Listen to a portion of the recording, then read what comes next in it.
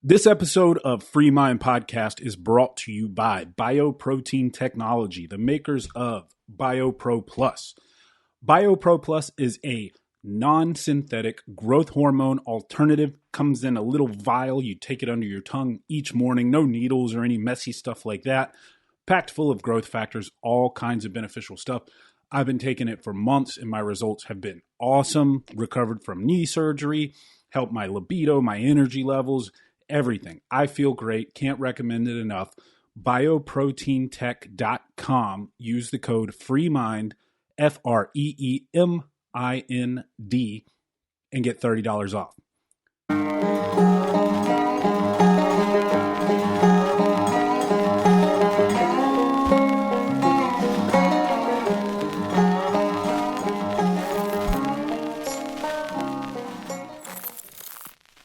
Jonathan Rios, welcome to the Free Mind Podcast, brother. It's an honor to have you. Thanks, man. I'm really honored as well to be here. So for the people who might not know who you are, can you give me a little rundown of what you do, what you're all about, and what you're interested in, I guess? Yes. So I live in South Florida, Jupiter. It's where Tiger Woods lives. So he's our claim to fame. I have a private practice here in Jupiter. I'm a licensed psychotherapist, so I work with primarily addiction and anxiety disorders and men. I've been in the mental health industry for the last 20 plus years. I've got 4 daughters. I've been married about 14 years. My wife's name's Kyla. She's awesome, and I've got a couple programs that I launched a little over a year ago. One's called the Primal course. Another one's called the Rite of Passage. And yeah, man, I keep busy with all kinds of things. I'm an avid reader. I'm an outdoorsman. I'm in the ocean. When I'm not at home, I'm usually at the ocean or in the mountains. Awesome. And I do train some jiu-jitsu. And besides that, man, I'm just I'm always looking for how I can max out potential, how I can grow, whatever that might look like. I love it, brother. So we actually met on social media, but then we got to know each other a lot better because I came out to your most recent Primal course, and I was a guest coach, you would call it, in attendance there. And I got to say, man, just for everybody listening, it was a phenomenal experience, and you really get to know a lot about yourself and the men you're with when you hike a half marathon up a mountain. I'll say that. And I was actually speaking to a group yesterday, and I was talking about the importance of exercise and how the importance of exercise transcends just the physical utility of it. It's actually important for me for every area of my life, because what I find is that it cuts the mental fog. It cuts all the crap. It helps me focus. Like when you experience physical stress and you put your body through challenging things, it helps clear your mind. It provides you clarity.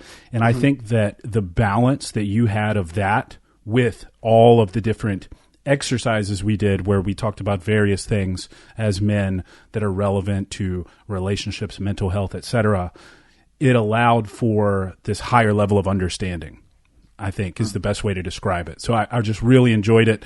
I wanted to ask you how that came to be. How did you develop the Primal course? Why do you do it? And sort of what was the history of that? Yeah, it's a good question. Well, okay, so I cut my teeth in psychotherapy working in addiction treatment centers. South Florida is the addiction recovery capital of the United States. I mean, you walk 10 blocks, you run into a treatment center here. Yeah. A lot of sober homes. We even have sober coffee shops. So it's pretty cool. But working in these treatment centers, I was facilitating a lot of group therapy. And, most of these treatment centers are male.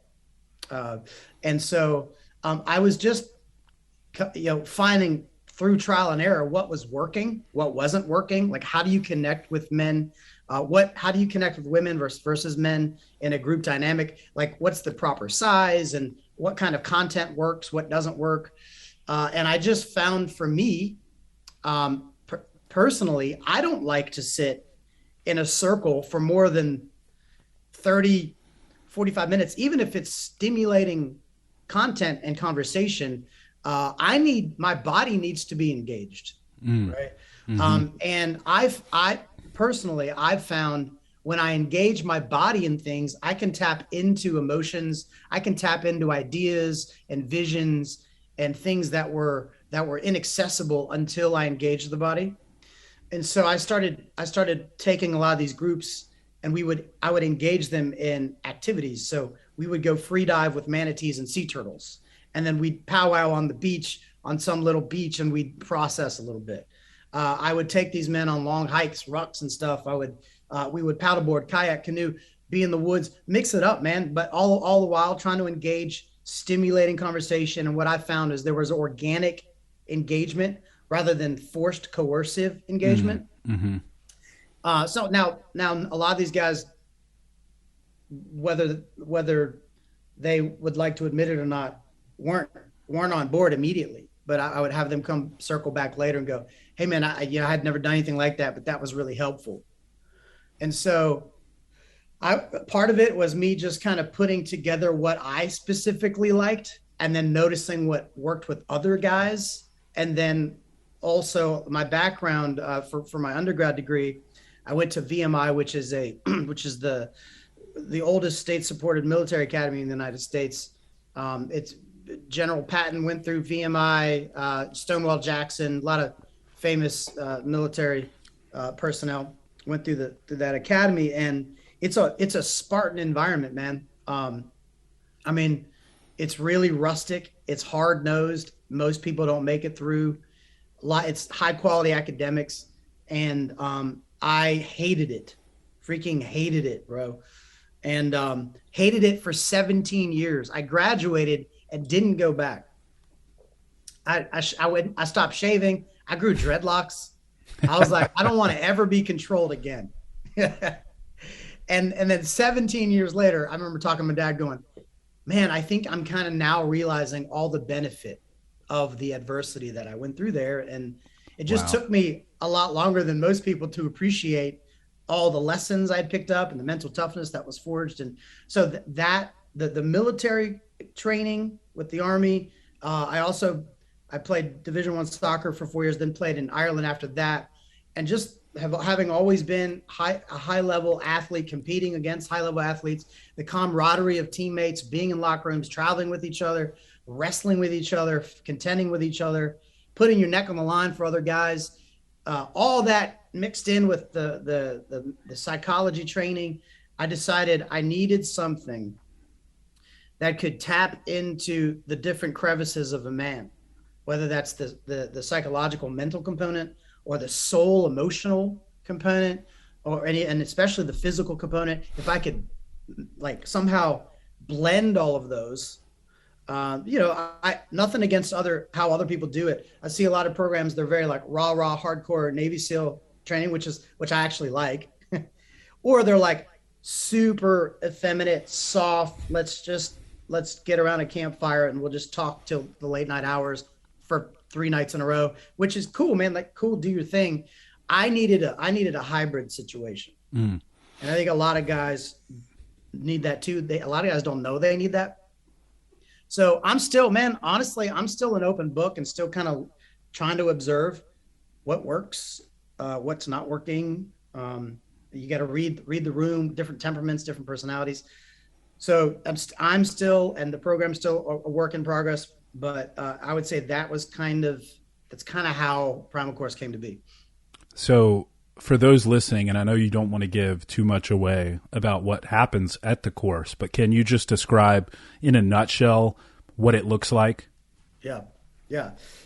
So it is a 3-day, I say immersive experience because you really don't get alone time.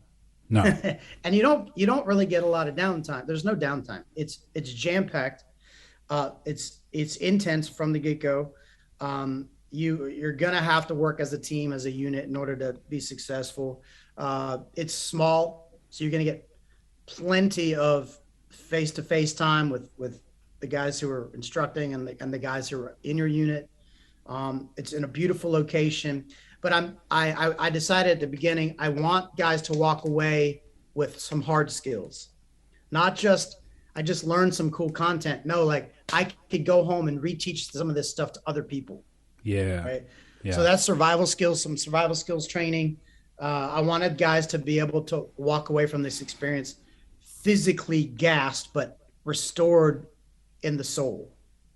And I think that's what guys are reporting back to me is, dude, that was one of the hardest things I've ever done, but it's hard to articulate, but I feel different. That's what I hear guys saying. Well, that's what I'm after. It's sometimes the understanding comes later, what you went through, right? But the visceral sense of, I just went through something, like the snow globe got shook and stuff came loose. Yeah. Right. Yeah. So that it is hard to articulate, but guys can expect to be pushed physically, psychologically, spiritually, emotionally, mentally, and to gain new brothers and new friends that will have their back when they leave.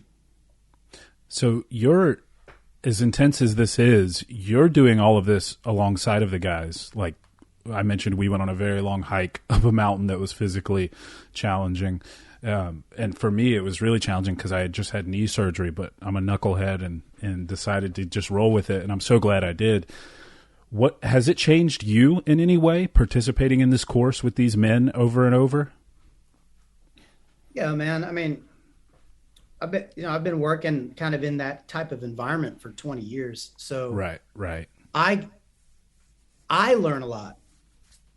When these guys leave, I'm left with all kinds of emotions and all kinds of ideas and thoughts, and you hear people's stories and you're connected. I don't want it to sound frou-frou. Like when humans are energetic. So if your listeners will relate to this, if you've ever been around somebody who was anxious or someone who was full of rage and you were in their presence and then you left their presence, you can kind of feel the remnants of their energy on you. Yeah. And it works in the positive as well, man. When you're around courage, when you're around vulnerability, when you're around someone who's facing their fears and someone who's really unsure of themselves and trying to grow, and you've got this melting pot of guys in wherever they find themselves on that scale. A lot of that energy gets on you, man. And it's a beautiful thing to behold somebody kind of molting and outgrowing their old version of themselves. And yeah, man. So I learn a lot watching these guys go through the process. It's not uncommon for me to weep or to experience strong emotion, especially with the music component. I bring in someone, I typically bring in a professional musician, who's not just good at music, but I call it anointed for it. They are tapping into higher levels beyond just skill set. They're emotionally connected. There's a union, and I think Phil LaRue and Mike Donahue do a great job in that way. So yeah, man. Hopefully that answers your question. Yeah, no, it does, brother. What are you, because I see you as sort of as a psychotherapist who works with men. You're on the forefront of the issues facing masculinity in America in a big way. You're talking to these guys all the time. You're exposed to it one-on-one, day in and day out. You do this course. What has changed over the years in your experience with men's issues, if anything, and what do you think are the most pressing issues facing men right now? Yeah. Well, it didn't start off with just all men, man. Like families, wives, kids. I still do that Okay. stuff, Okay. When you work in addiction, what happens is you got a guy in there that's trying to get clean, and then occasionally we'll have like a family weekend, mom, the grandma, the kids will come in, brothers, sisters, and you're hearing and seeing the system and the dynamics. And what I was just seeing repeatedly are these men I don't need to teach them the biological factors of addiction.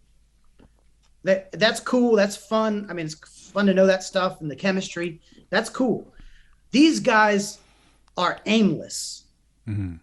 And the addiction has become the whale in their life that has consumed their thoughts. It's the thing they're hunting, that because they lack a gripping vision and a mission. And the families are collateral. It's collateral damage. So I started working with these guys on like, hey man, what are you about? Like, what are you hunting? Like, what are you going for? Because every man needs a great mission, a transcendent cause, right? And part of that was getting these guys in touch with their gift set. Because everybody on planet Earth is born with intrinsic inherent giftings. And a lot of people go to the grave, they don't tap into that stuff because they didn't think could make them money. They were told that, hey, that's not gonna help you build a career. So you got to go be more logical. Well, and listen, you're talking to someone who's all about hard work and work ethic and all that stuff. What I mean by that, there's this old proverb that says, it's in the Bible. It says, your gifts will have you stand before kings. So a gift, say you have a gift for oratory, or you have a gift for leadership, you have a gift for administration, you have a gift for healing. Well, say if you cultivate your healing gift, you really refine your craft, right? You learn the language of emotions. You learn the how to heal physically. Well, if you do that good enough, you will make lots of money and people will seek you out, right? But most people, like, they don't observe their gift sets. They don't know what they are. So they kind of go by the wayside. So a lot of these guys, that's what I started noticing. They didn't know, they weren't in touch with the gifts. They didn't have a great vision, a great mission. A lot of these guys, moderns, they don't know that they have what it takes, because a lot of these guys haven't necessarily, doesn't mean they haven't had hard times. It means they haven't been trained, or they haven't barreled through adversity and gotten to the other side to reap the benefit, right? So they're not quite sure they're tough enough. They're not quite sure they're skilled enough, right? They've accommodated fear and bowed to fear too many times, and now they're completely off trail, right? So those dynamics, I'm noticing that stuff, right? And then I noticed in the groups, the guys were vibing with what we were exploring. They were like waking up, and I could tell there was energy on it. And my personal story, I wrestled with substance abuse and binge drinking fairly heavily till my junior year in college, and had this really intense experience, and everything shifted for me. And so, having wrestled with some of that stuff, I have a good grip on what I needed to break away from that lifestyle. So I'm going to pause real quick. I'm saying a lot. Does this make sense? Absolutely. Yeah, so both of my parents struggled with addiction, and as you're talking through a lot of this, I'm thinking about my dad and everything he went through, and how it affected us as kids, and how it affected my mom, and how her addiction affected him and the rest of the family and everything. And so it really does make a lot of sense, and a lot of it rings true to what I experienced in dealing. He's no longer with us, unfortunately, but for him it was a crack that he was addicted to. So it was rough, bro. It was very, very intense. But everything you said, man, he definitely never tapped into his potential. He definitely never, I don't think, had the confidence in himself, just like you're describing, and I think he sought refuge in the high to escape it all. It was awful, man. And he actually ended up in South Florida. It's funny you said that earlier. That's where he actually ended up going and getting clean before he passed away. But yeah, man, it all makes sense. Yeah, I didn't mention. I don't know if you knew this, but while I was in grad school, I was also working at a foster agency, getting some clinical hours done there, and the directors. I've just always been really good with at-risk youth. The directors were hounding me to become a foster parent, and my wife and I were newly married, and I was like, hell no, I'm not interested, But my wife and I prayed on it, and then she was like, hey, I think we should do it. And I'm like, are you okay? I mean, if you're in, I'm in. So we decided to foster teenage boys. We had 13 teenage boys over the course of 2 to 3 years. And luckily for me, I have a template. My dad fathered me. My dad's still alive. We're still close. We talk. We're going on a trip soon together. He's always been my mentor. He's always been my biggest fan. He's always had my back. He's always been an encouragement to me when I hit failure. And so I have that. I still have that. It's a pillar. Well, these kids, they've been neglected, abused, abandoned, rejected, cigarettes burned out on them, starved on death's door, and now they're living in my house. And I had like 6 to 8 at a time. So it's the energy in that house is pretty intense. And just through trial and error, I was just trying to do the best that I could to help these guys go from boy to man. And not really having a grid for it, just trying to demonstrate, here's what work ethic looks like. Okay, you're lying. That's a half lie. That's a half truth. We're not going to do that. Hey, when you talk to someone, look them in the eye. Hey, you thought you did a good job cleaning the bathroom, but that's a shit job. Here's how you do it. And then also dealing with shame. Like I had one of these kids, there's a condition called encopresis. It typically results from trauma. It's where you shit yourself. You can't control your bowels. Oh, and wow. even in teenage to a young adult years, you're still doing that. Right? Unless the trauma gets dealt with, the body doesn't get healed. This kid had that. So he would shit himself. And you imagine your teenage kid shitting yourself, having to go to public school, living with 6 to 7 other teenage boys. So having to like daily try to help him manage this stuff. And I'm, trying to figure it out myself, but just not shaming him and just going, hey man, we're going to get through this. Like this, we could do this, and I want you to come to me, like it just be between you and me. So I got to be kind of like the covering, Most dudes don't have a covering. No.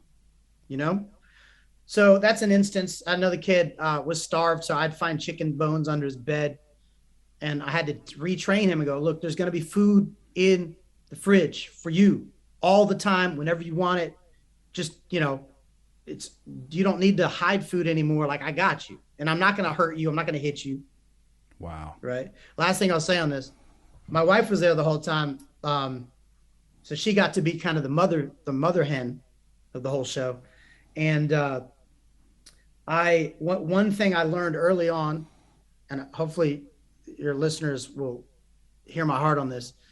I learned early on, these guys had a lot of anger and aggression. Unhealed wounds will produce anger. Underneath a lot of anger is sadness, right? Mm-hmm. So these, when you get neglected, abused, abandoned, rejected, sexually abused, all that stuff, if you don't deal with that stuff, you're going to have a lot of rage, resentment, and anger. Resentment produces toxins. So these guys were chock full of that stuff, and now I'm the authority figure.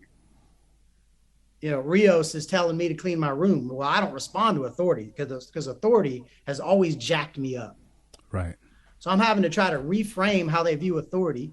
And one of the things these guys would attack me, and I'm not a huge guy. And at the time I didn't have a ton of experience with martial arts, had a little bit of wrestling and boxing.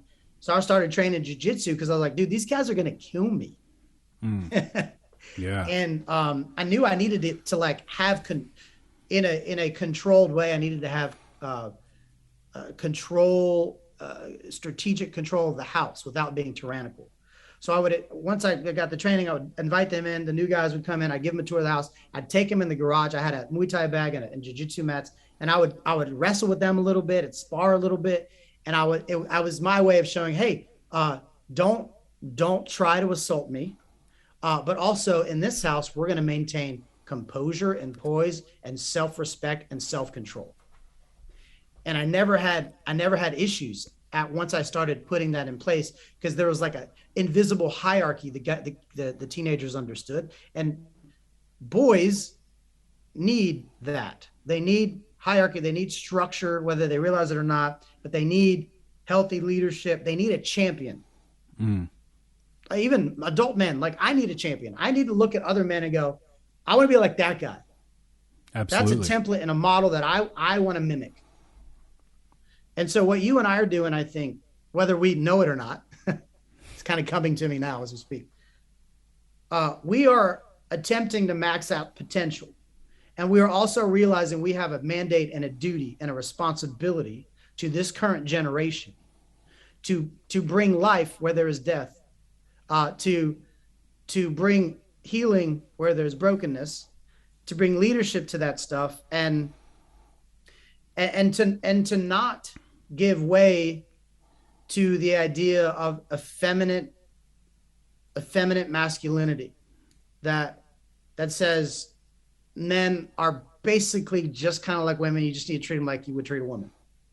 Right. And it couldn't be further from the truth. We're from alien planets, men and women, totally different, same species, lots of differences. I'm going to pause there, Dave. That's a lot. Yeah, no, you're absolutely right. And actually, the next place I was going to take it is asking you sort of that very question. Today, the impositions of society on young men are pretty harsh, right? Like I hear from young men all the time who feel as though they're being pressured, whether it's from a teacher or an administrator or just online, maybe someone in their family. They're being pressured to be less toxic, to be less dominant, to be less of what we consider exhibiting the things that lead to success oftentimes, whether it's in business or other areas of life. And they're sort of stigmatized for being that type of young man. What advice, I guess, advice is a good way to ask, like, what advice would you give to those young guys, and where do you see this going? Because I think that with a lot of things, it's a pendulum, and it's swung really hard to one side, and it seems like it's starting to come back, where there is quite a bit of pushback against this narrative that masculinity on its face is toxic and men are oppressive and we don't need men, and especially straight white men are the devil. All of this awful rhetoric that just crushes young men and makes them feel like they're insignificant. I mean, this is why people latch on to Jordan Peterson, because he's really just saying you're worthy. Right. You have greatness in you. Where do you see things going from here? I mean, what is your take on all of this, I guess? I know that's a lot. Thanks for the easy question. Yeah. Well, let me start by saying this. So one of the benefits of being a therapist or just a people helper is, and meeting with people in my office, people come to me every week and they say, "Hey, I have to tell you something. I've never told anybody this." They're telling me their secrets, mm-hmm. right? And they're hoping I won't judge them, and I'm usually pretty good at not judging. And so, what I'm hearing over and over are women who are wanting true masculinity, and I'm hearing men that are wanting to be masculine men. And this isn't popular on social media or media outlets. I get to hear ground level stuff, and that really informs how I think. Here's what people tell me they're really wanting.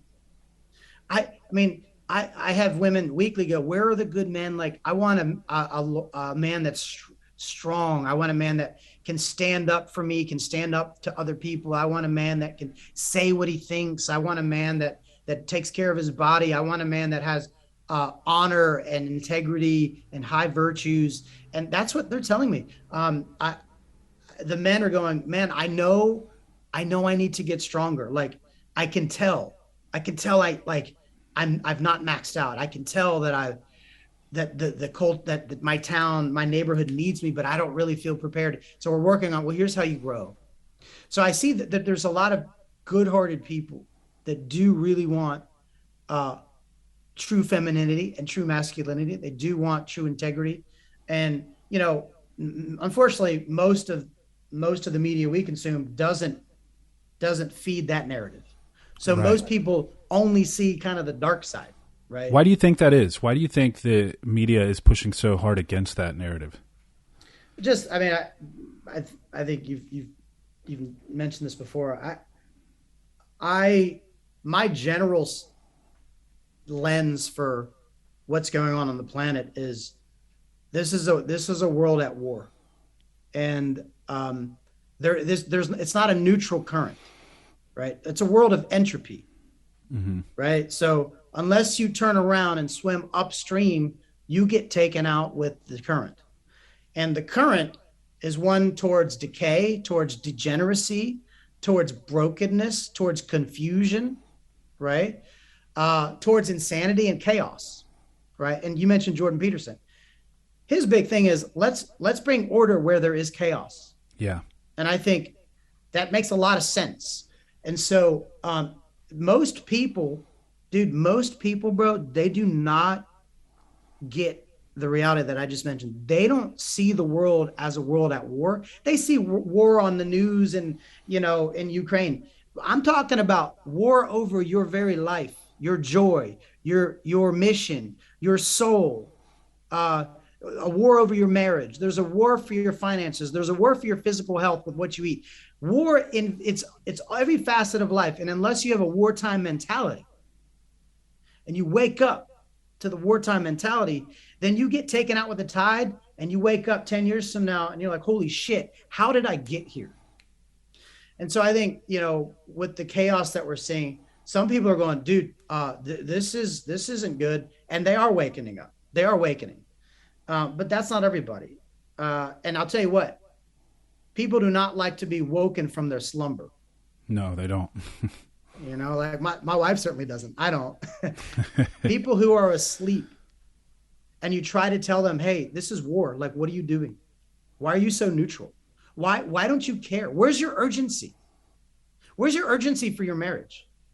Where's your urgency for your business? What happened to your health, bro? You used to be fit 5 years ago. What happened to you? You just went out with the tide. Yeah. Right. Yeah. And I'm 42, man. So I'm talking to myself with physical engagement and just making sure I'm staying on top of things. This war never ends until you drop. It is winnable.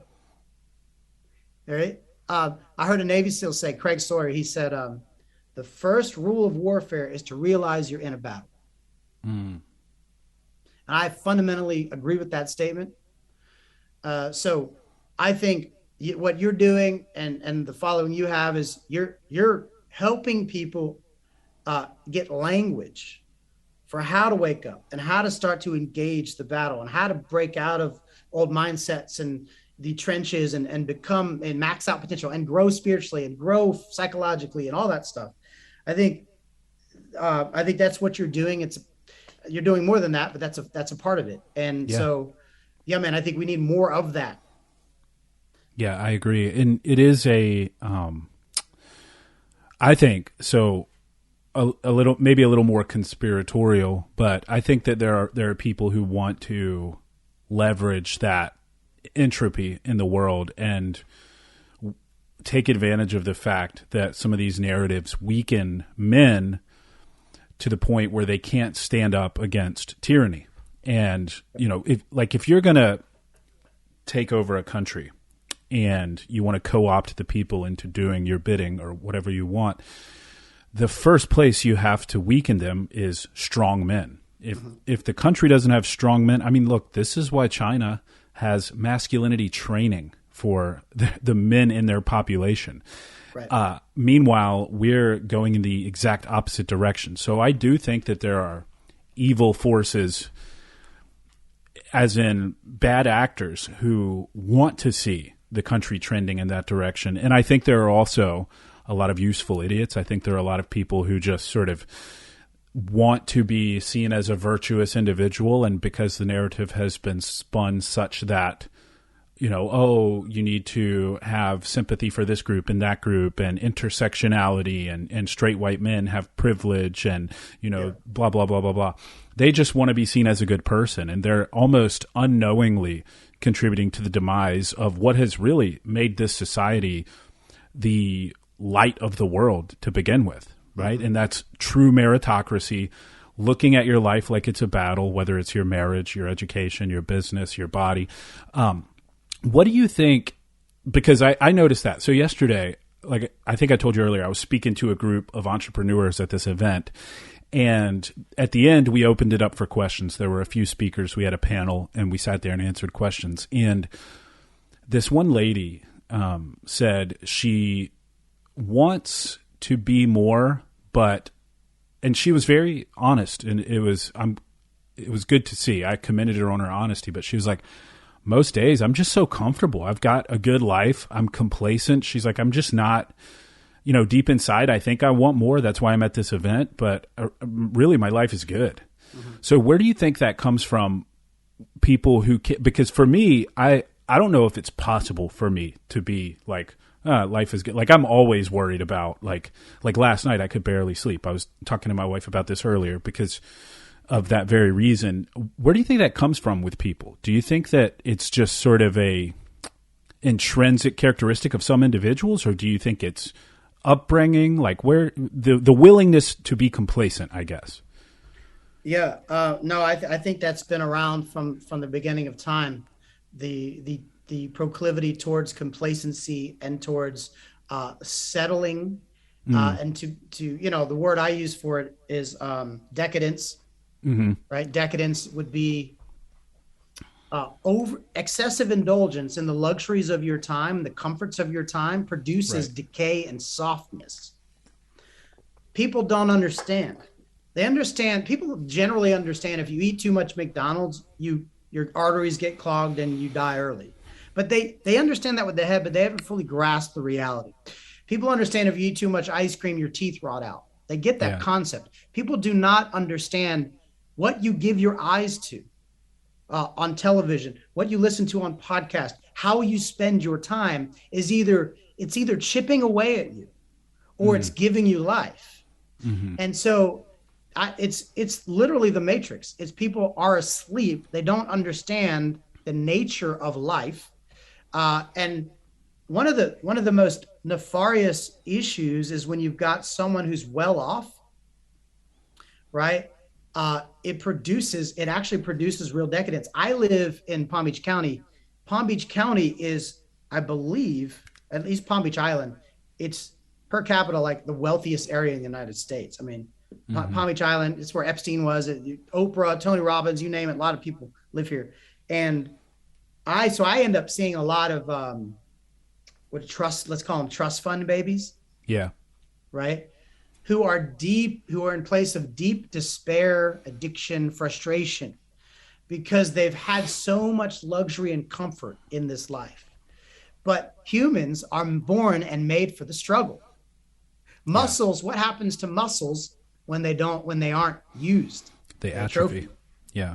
Right. Well, that's what happens to the soul and the mind when it's not stimulated and exercised and used and put and headed in a direction. Well, so this woman, God bless her, she's been going out with the current for years, probably, right? Mm-hmm. And maybe she gets little hints of, I think there might be more to life. I think, is this all there is? Like, they just make some money and then you just kind of get a margarita by the beach and then you die. Like, is that it? Well, you and I would say, no, there's so much more to this life, right?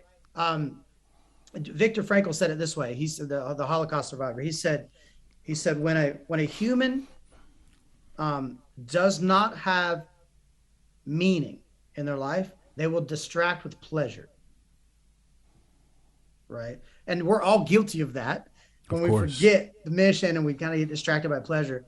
So I do believe it's correctable. I think I'll make a slight pivot. I do believe there is a creator. I do believe God is real. And by creator meaning intelligent design, I call that designer Jesus Christ. When the creator creates creation, every creation has a function, a design. And a lot of people are out of alignment with their function and their design.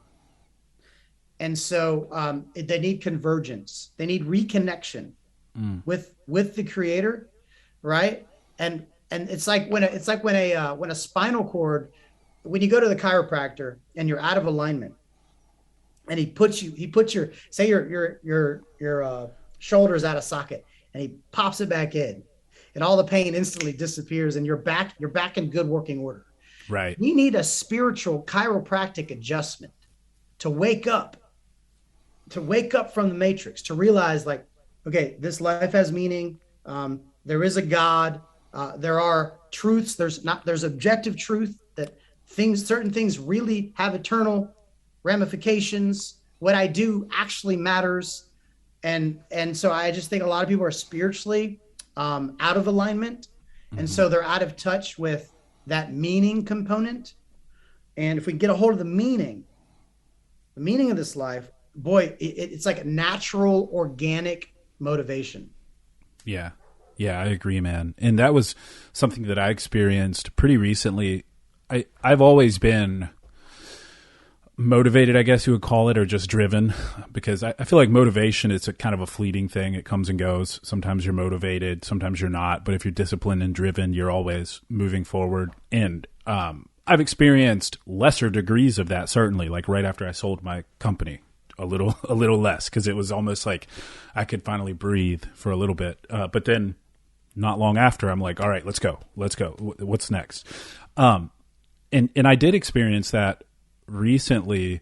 And I think I might've told you this at the Primal course, but dude, I'm 35. I just, for the first time ever this year, started attending church with my wife. And man, talk about the realignment spiritually. I don't even know if I'd call it a realignment, because I had no alignment to begin with. I was literally constructed from the ground up spiritually, finally in year 35. And it's been a game changer for me, man. It's been an absolute game changer. So I agree with you. And if anybody's listening and you're kind of going through that, man, definitely explore that side of things, because it was something that I put off for so long. And I think it was fear of the unknown. You know, I think I told you, like, walking in that church that first Sunday, bro, I was terrified. I didn't know what to expect. I didn't, and of course everybody embraced me and was very kind, and it was an amazing experience. But I agree. I've found a new level of alignment and meaning and purpose with actually growing spiritually. Yeah. Man, it's so funny. The spiritual conversation is a funny thing, man. People quickly get guarded.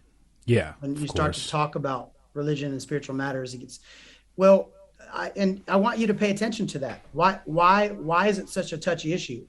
It's a touchy issue because it's real. Yeah. Right. People don't get touchy about Barney, the purple dinosaur, right? People get touchy about things that matter. So that's a random example, but yeah, man, I think, just to encourage your listeners, by design, if there is a creator and he's created you with a function and a design, it behooves you to seek out the creator to find out your true function and design, right? Otherwise you're stabbing in the dark trying to kind of figure out, hey, like what's this life about? Like, what are my gifts? What am I supposed to do? I like to pray to God daily and go, God, like, you're the CEO of my life and my business. So, like, I'm open to hear however you want to communicate to me, like whatever direction you need me to take, man. I want to bend to that, because this life is not about me, right? Some of you are single, but when you become a parent, you quickly realize, holy shit, I'm pretty selfish. And my kids need a lot from me. And it's actually my job to prepare them for this life, but to lay down my life for them. Right. And I do that for my wife. And this life is not about me. There's billions of other humans on planet Earth. So I'm trying to just walk with integrity and try to hear from God. Like, how do you hear from God? I would just encourage you, get alone. Go to certain, if you have a great church around you, great, awesome. But the be still part is probably the hardest part for most of us. We would rather just turn on a podcast or a YouTube video. And I'm not making fun of you. Like, we all wrestle with that one in 2022. The be still component. You'll notice, you talk to creatives, writers, podcasters, business owners, musicians, a lot of these guys, myself included.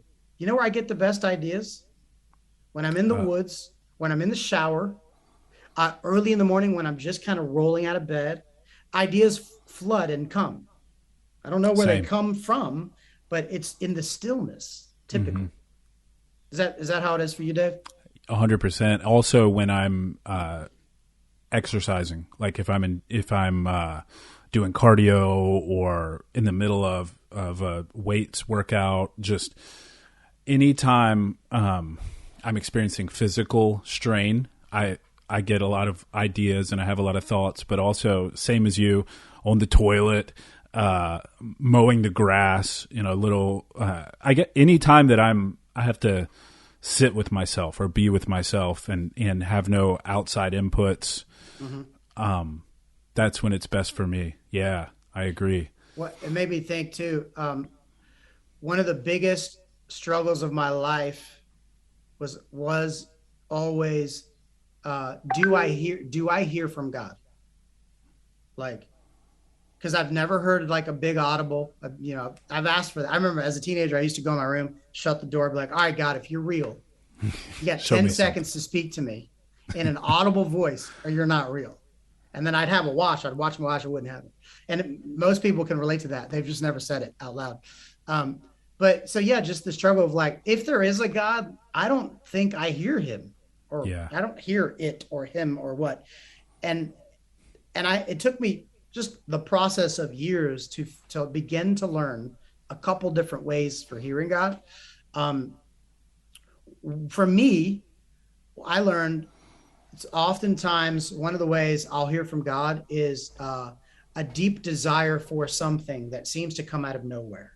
It's not necessarily a strong thought. It's like just a strong desire for something that is virtuous and good. It's typically hard and it seems to come out of the ether, but it's like, okay. And it just nags me until I do it. That's one. Another one is strong thoughts. This is going to sound crazy. And this hasn't happened to me a ton, but I feel like I'm supposed to say it. Years ago, I was on a sidewalk with my wife. We had a baby at the time. She in the stroller. My wife's like window shopping. And I was like, I'm not going into another store. I'm just going to stay out on the sidewalk with the baby. So I did. And there's this guy maybe like 15 feet away leaning on a light post. And I remember in my head, I was like, God, is there something you want to like tell this guy? Because I'm open to whatever. Like I've practiced looking like a fool plenty of times to where I'm more and more okay with it. Yeah. Not always, but most of the time. So I had this strong thought immediately come to me. That man has been at odds with his son for 10 years, and his son is desperately wanting him to call him. And I want you to tell him it's time to call your son, who you haven't talked to in 10 years. Wow. So I'm like, okay. I mean, I got this baby in my stroller, and I'm like, I walk over to this guy. I'm like, hey, I'm small talking him. I say, hey, man, look, bro, I don't really know how to say this, so I'm just going to say it. Sometimes I get ideas and maybe they're from God, maybe not, but I had this thought come to me that you've been at odds with your son for 10 years. And he's waiting for you to call him. Does that ring a bell? Is that true at all? And he immediately starts getting teary eyed and he's like, oh my God, I've been at odds with my son for 10 years. Wow. And I was like, look, he's actually waiting for you to call him. He's not going to call you. You got to call him. And then, so he was obviously touched. And then the guy it turns out he had like cancer. And he was going through this battle of cancer. I got to talk with him and kind of encourage him and pray with him. Now that doesn't happen to me every day, but paying attention to strong thoughts can be a way God will speak to you. God will speak to you through other people. See, we want God to speak to us the way we want to be spoken to. Right. But I'll tell you, if you go to, I spent time with the Maasai tribe in Africa, the lion hunters. If you go over there and you tell them to speak to you in your country's Southern accent, American accent, they ain't going to do that. They're going to speak in Swahili, and you better learn Swahili. Right. Even on a human level. Well, a lot of times we make demands of God, and it's a little bit immature. We need to be more flexible and adaptive and open. I would like the audible, but I don't know many people that have gotten that one. This is the last one I'll say. There's other methods, but by the way, my wife's voice usually sounds a lot like God's voice. She speaks. I usually try to listen. But I read the Bible. I read the Hebrew scriptures, and I know there's for some people that's a funny way of describing hearing from God, but I do believe in objective truths. I do believe that that God has given us kind of a template for how to interact as humans and how to interact with Him, how to interact in marriage, how to interact in business. It's all in there, and it's just infusing, getting that in your system with frequency does something to you. It's like feeds your spirit. Like you feed your body meat, the protein, the nutrients helps your body. Well, you need to feed yourself spiritual food, right? Like even listening to this podcast, that can be a spiritual nutrients for people moving Yeah, forward. absolutely. So Yeah. those are just a few ways that might be helpful. When you, yeah, sorry, I had a question, but then I don't want to ask it that way. I guess, so now your social media is Primal Virtues. You've written a book. Can you explain sort of the meaning behind the phrase primal virtues and your messaging? Yeah. So, I just had a virtual group this morning and we were talking about that. When you think of primal, I want you to think of early beginnings, of first importance, right? Foundational, basic, Prime. Yeah. prime, right? Yeah. And so I noticed in my own life a tendency to towards being civilized, a tendency towards going with the flow, towards just doing what people want you to do, and like a gravitational pull. And a big part of me really didn't like that and wanted to revolt against this idea that we're just supposed to go with the flow. And I wanted to see within my own life a return to the primal, to the basics, to the foundational, to the wild, to the untamed, right? Yeah. To the self-governed and self-controlled rather than externally governed and externally controlled. So, and in working with clients, I began to just notice the same pattern. A lot of us really struggle with that. There's a systemic pressure to be civilized and tamed. In fact, most people in times of peace and general luxury and comfort, they actually tend to despise untamed and uncivilized people. Yeah. But in times of chaos, when you need a strong man, when the enemy's at the gates, you need the uncivilized, untamed, savage gentleman, the barbarian who can do damage. You need him. Well, what if we could keep that guy around and kind of keep him untamed and primal and ready, but also self-governed, self-controlled, virtuous, integrous, honorable, courageous, temperance, right? If we could blend all of those with this savage gentleman component, the lion and the lamb, right? If we could have that guy, I think that's the guy that we need. That's the guy you need in times of peace and in times of war. You need the warrior poet. Yeah. So the primal idea is getting back to those primal virtues, those virtues that you're reading through. I think Discipline is the Way, right? The cardinal virtues. Getting back to courage. Getting back to. I'll say this, man. I think we need a total systemic revolution of honor and integrity. What is honor? Real basic definition. Honor is holding to an unyielding standard, right, of virtue, right? Holding to goodness, what is true. Integrity is doing all that stuff, whether in public or private. We need a resurrection of men and women like that. And so primal, I think that's in the mix too, man. I'm trying to resurrect that within my own life and the lives of those around me. And I think we can do it. I mean, I think we're built for it, bro. I think we are built for this generation. God did not put us here in 1902, which would have been badass because then we would have been in World War I and II. But he put us here now, right? So we've got the goods to manage it, but we have to kind of embrace the mantle, take it upon our shoulders. Whether you feel ready or not, I'm talking to your listeners, whether you feel ready or not is inconsequential. It's too late in the game to worry if you feel ready or not. You must get started. You got to start moving. You got to start embracing your courage. Do you have a standard? That's what I mean by honor. Unyielding, an unyielding grip to a standard, a high standard of virtue and honor. We all need that. Yeah.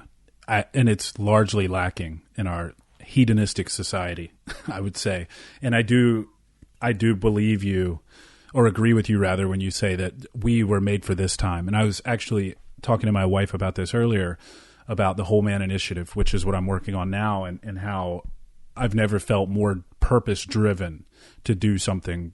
My other company, anything else I've done, I've never felt this way. It's a different thing. You know, it's I can't even describe it, but the level of purpose I feel with doing this is unlike anything I've felt before. And I feel like it's truly needed. And I'm thankful for guys like you, and seeing what you're doing with the Primal course, and what you're doing in general has been a great source of inspiration for me with doing that. So thank you for that. That's awesome, man. Yeah. Run with it, bro. I need to find out more, actually. Yeah. I'll tell you more. And I actually want to get your input on some things too. We can jam off the recording on that. But yeah, so in terms of where this thing goes, like, let's say you got a kid like me, 17-year-old me. I was lost. I didn't have religion or spirituality. I didn't have a father figure. I didn't have, anything. And I was desperate for some sort of order. I was desperate for, like, what is life about? What the hell should I be doing? I don't know. The rites of passage don't exist anymore for young men. If somebody is in that situation and they've happened to have stumbled across this podcast, right? Like some young kid like that's lost. I mean, what do they do these days? Where do they even go to like, say they don't have a lot of resources? I mean, I imagine, like, what I think is find role models through, online sources, at least that you can latch onto. I don't know. Do you have any input about that, or? Yeah. A couple ideas. Well, I actually just had a guy like that reach out to me on social. Okay. And so I've just kind of been messaging with him a little bit, but then I run a virtual group, and I invited him into that, so he's getting the group dynamic and some access to me. But I would advise guys to, so one, if you don't have anyone in proximity, then you have access virtually. You have access to things I didn't have access to as a kid. Yeah, exactly. Through the virtual world. So you can be mentored by Jordan Peterson. I mean, on YouTube, listen to him enough, you could pick up on the wisdom of. It's called observational learning.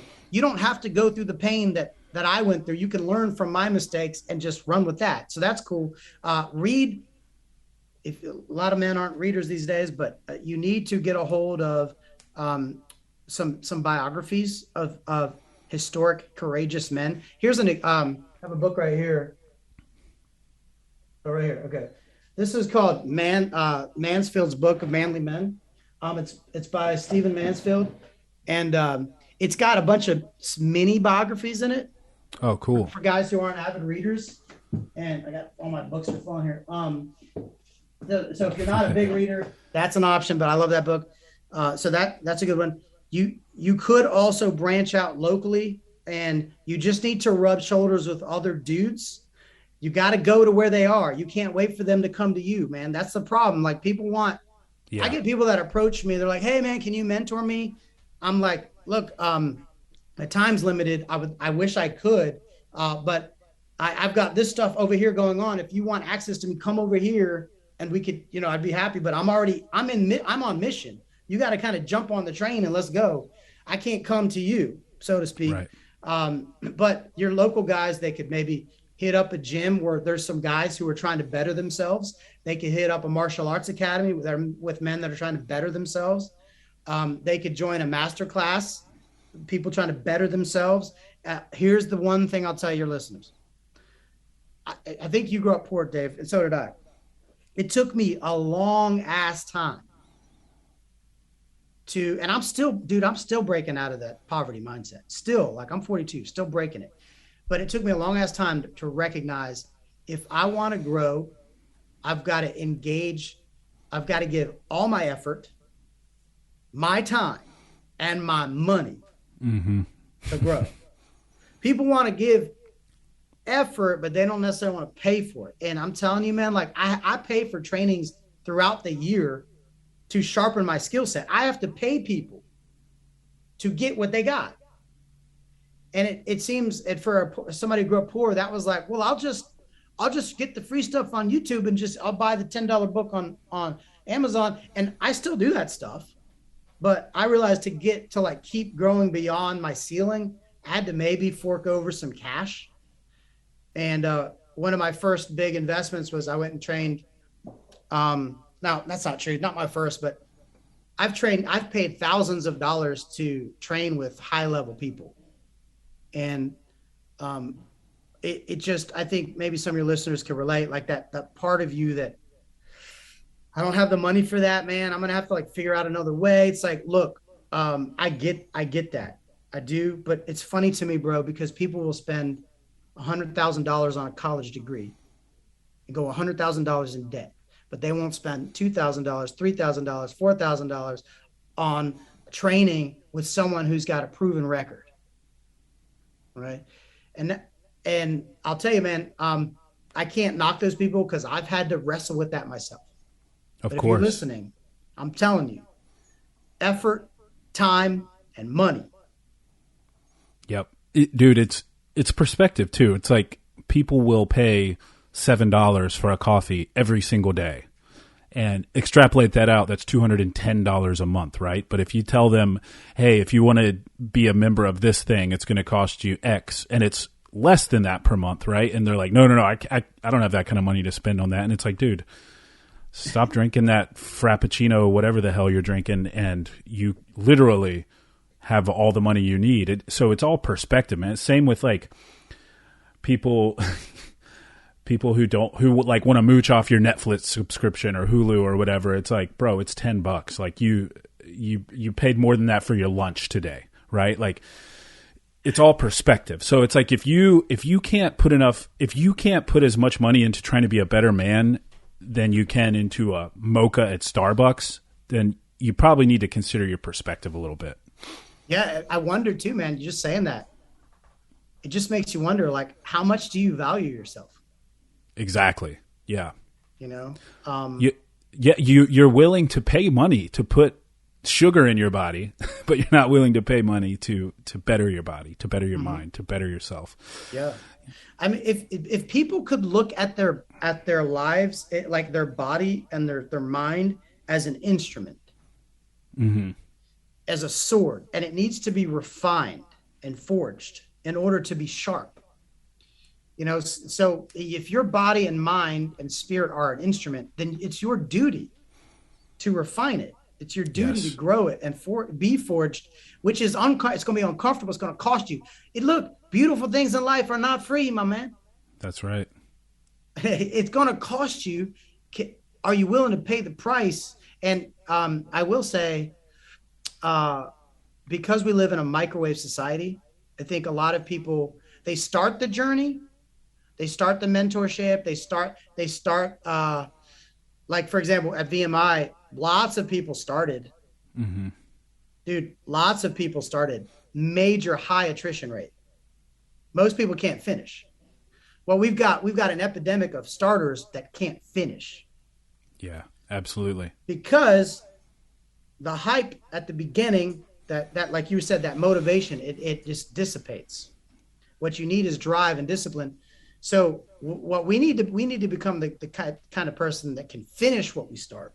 And you have to start by doing small things. You ain't going to be a marathon finisher if you can't start with a 5K. That's right. Right. Yeah, man. It's when I was talking about the coffee thing, I was thinking about something Wes Watson says. He's been on the show before. He's a real intense guy. He's a trainer, coach. He's built a lot of success for himself, but he went through the prison system for like a decade. And when he came out, it transformed him, and he's built this incredible business. And he always says purpose over pleasure. purpose over pleasure. And I think if you can actually embody that, because think about it, what's the guy who's buying a mocha every single day instead of investing that money and bettering himself? He's putting pleasure over purpose. He's putting temporary mouth pleasure over purpose, over refining that machine, bettering himself. And so I just love that Wes has distilled it down to 3 words, right? Purpose over pleasure. And if guys could start taking that seriously, and I mean, it applies in all kinds of areas, whether it's porn and the compulsion for guys to do that instead of productive things. I mean, it's all these things are temporary pleasure in our microwave society, like you described, over realizing your purpose and that delayed gratification that comes with working steadily for a hard and long time at bettering yourself, right? Dude, yeah, I love that. I'm gonna have to write that on my board. We already believe that. Sometimes it's just good to get language for what you already believe. Oh, exactly. Yeah.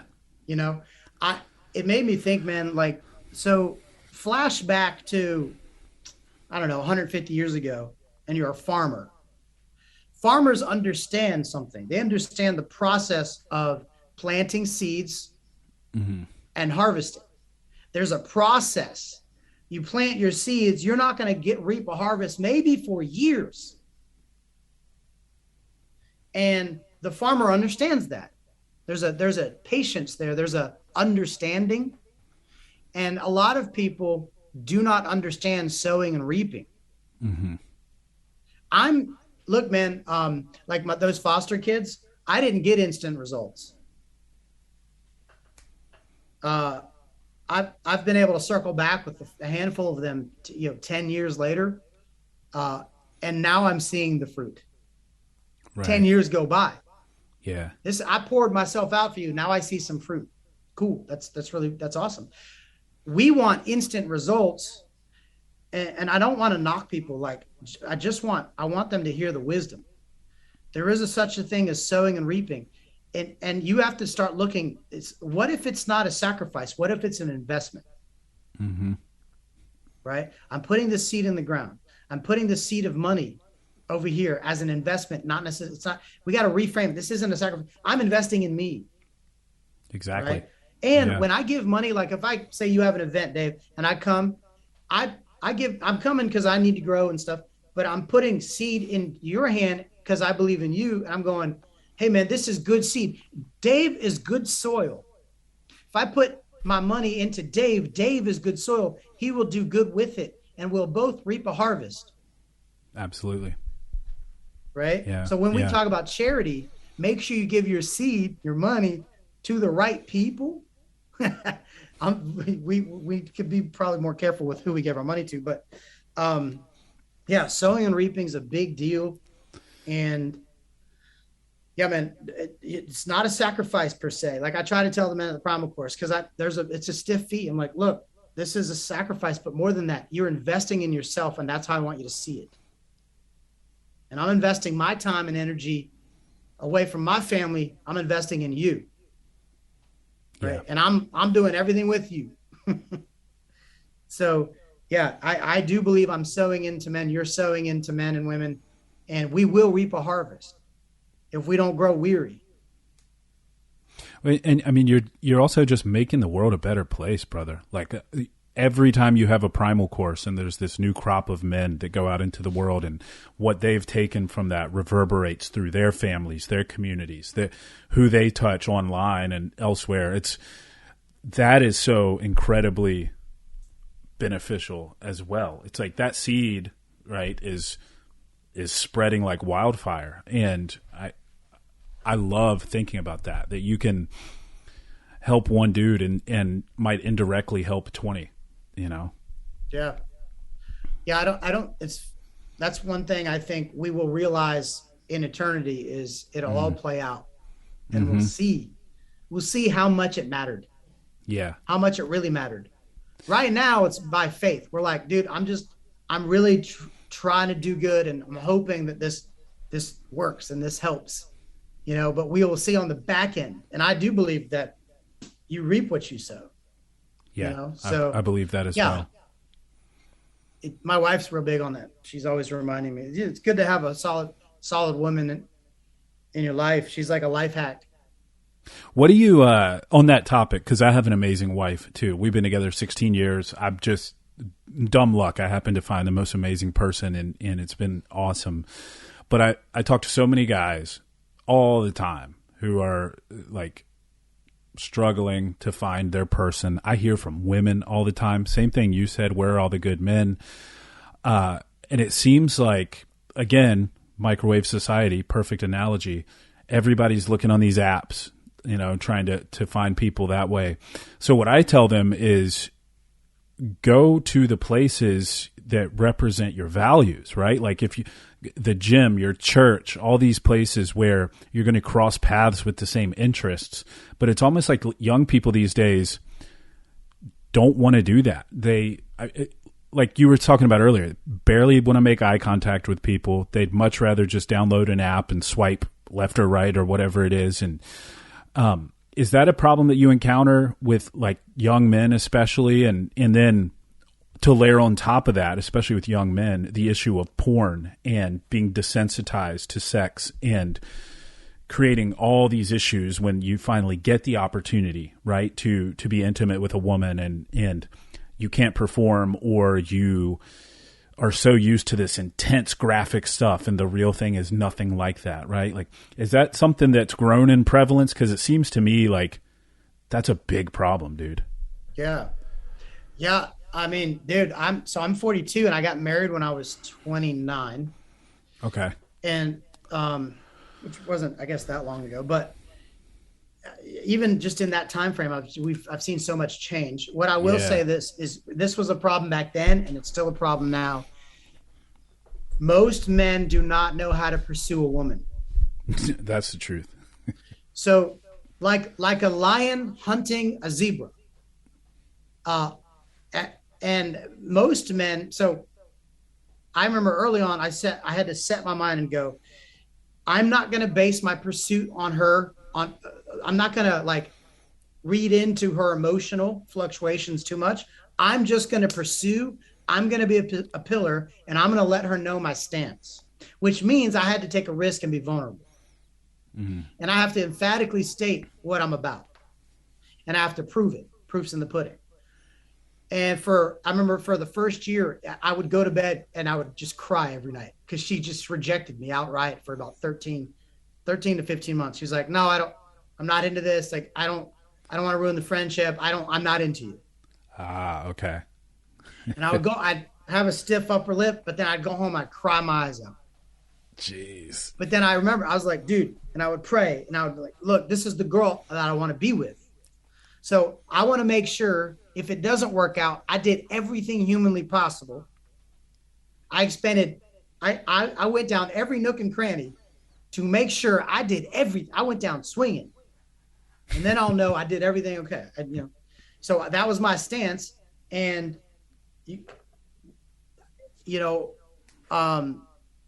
I got to the tail end of that and I was just gassed, bro. I was just exhausted. I was like, I have poured myself out for this woman. I've rejected all other women and I've just been pursuing you. And for her, and on the back end, just a lot of fear. Her dad left when she was 8, left her mom, left her and her brother just in abject poverty. She had just a lot of fear, and fear will jack you up, So got to the end of that 13 to 15 month time span. And I kind of threw my hands in there. I was like, I gave it my best shot, and I have failed. And I mean, I was heartbroken, bro. And then there was this other local girl, and beautiful girl, sweet girl. And I was like, well, that girl likes me and she's beautiful. So I'll go spend time with her. And I genuinely thought she was great, but I was heartbroken. And well, Kyla, my wife, she saw me a couple days later at a party with this girl. Uh-oh.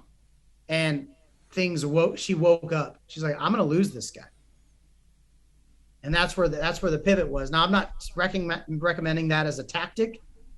All I'm saying is I went for it, and I was consistent, and it wasn't based on her emotions, or her responses or her rejection. It was like, no, I'm just going to pursue you, and I'm going to be consistent no matter what until the door completely slams shut and it's over.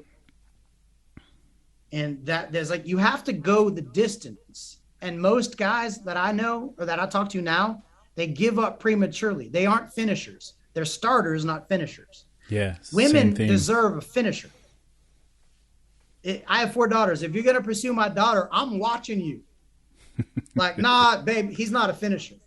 Yeah. He's a starter. He's got a lot of hype. He's got good rhetoric. He can quote a lot of cool books and movies, but not a finisher. You got to put him through the Primal course. Anybody that wants to date your daughter. He'll get 12 months of Primal courses, and then he will be allowed access. Talk about rites of passage. That's perfect. You want to date my daughter? All right, let's go to the mountain. Come on. I love it, man. Well, look, dude, we could talk about this stuff for hours. I appreciate how generous you've been with your time. We're already at an hour and 17 here. So where can everybody find you? Anything you want to particularly plug or talk about or anything like that before we wrap this sucker up? Yeah, just Primal Virtues is my Instagram handle. My website is thrive.co. It's spelled THRIIV.co. The only thing I want to plug is I'm really passionate right now about the Primal course. It's really special for me to be part of this. If you guys are interested, I have an application process. They can find out more about that on my website or at Instagram. And, you know, I think methodically through the men that I bring in. Like, I get lots of applications. I don't just pick everybody who applies. I have other guys that help me with the selection process. I pray about it. I want to bring in the right guys with the right team. They may not get selected for this one. They might be the next one after that. Okay. And so I'm excited where that's going. I'm developing a 2.0 version in Puerto Rico. You'll have to go through the initial version to have access to that. So there's just a lot of stuff in the works, man. But I would love if guys are like genuinely want to come, put your application in. We would definitely love to review your app. Well, if you want help in Puerto Rico, you know my number, brother. I'm definitely down for that. Awesome, man. Rios, thank you so much, man. I appreciate you, and I have massive respect for you and what you represent, who you are, and everything you're doing. And you've been a positive impact in my life, so I'm grateful for that, brother. Everybody listening, until next time, keep your minds free.